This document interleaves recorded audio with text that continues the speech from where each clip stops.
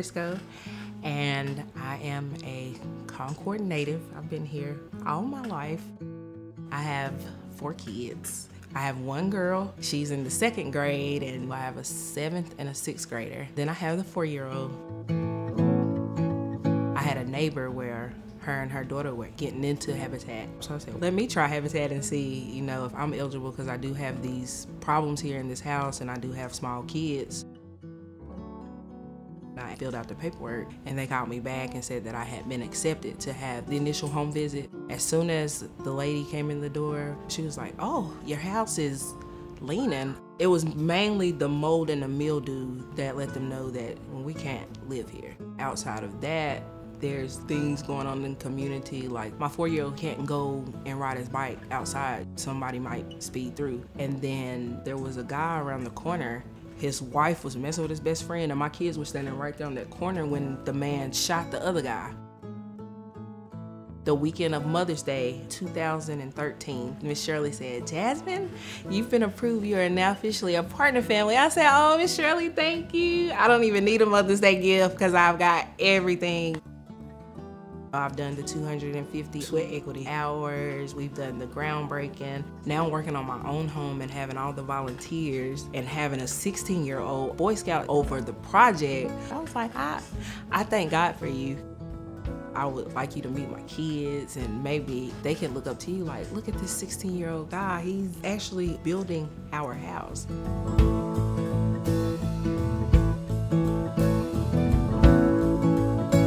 I'm Davis Dawson. I'm a Boy Scout Troop 38 in Concord.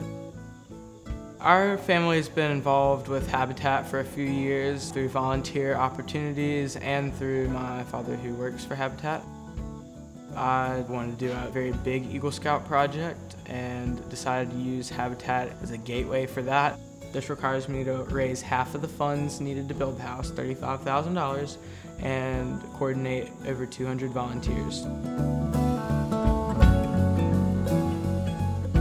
The fact that there are people out there who don't live in a safe living environment, especially in our own nation, is just chilling and just kind of strange.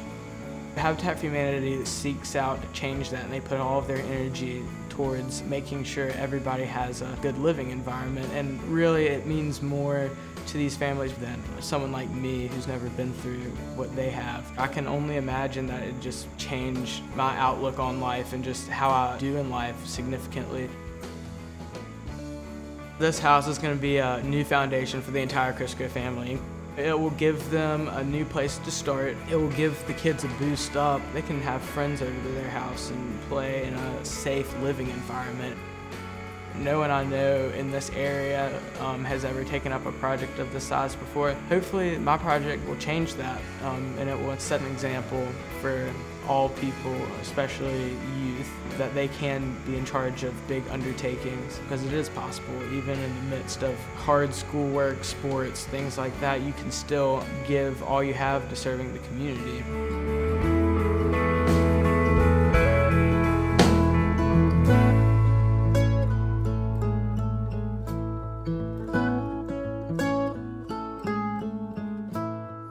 Habitat for Humanity gives people a sense of hope for their family and for their future. Doing sweat equity on other people's houses makes me feel as though I'm helping bring life back to a community and better some kids' lives by taking them out of whatever the situation may have been to a better situation where they can actually look forward to becoming a better person in life.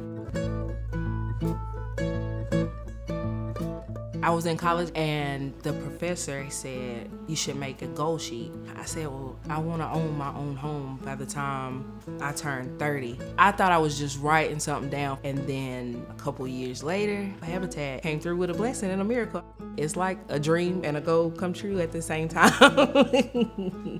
It'll instill a sense of pride in my kids to say, we looked at all our family members and mom's the first one to own a house, and then that shows them like when we get older and get a job, we can do the same thing.